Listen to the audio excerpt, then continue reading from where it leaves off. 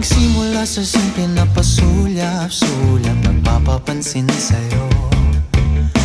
Umabot sa palitan ng mga mensahe, kilig na kilig ako.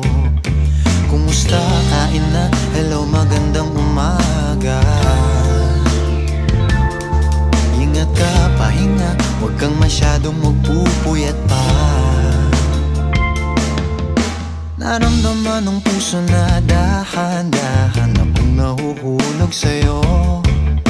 Sa kada araw natin na pag-uusap, meron ng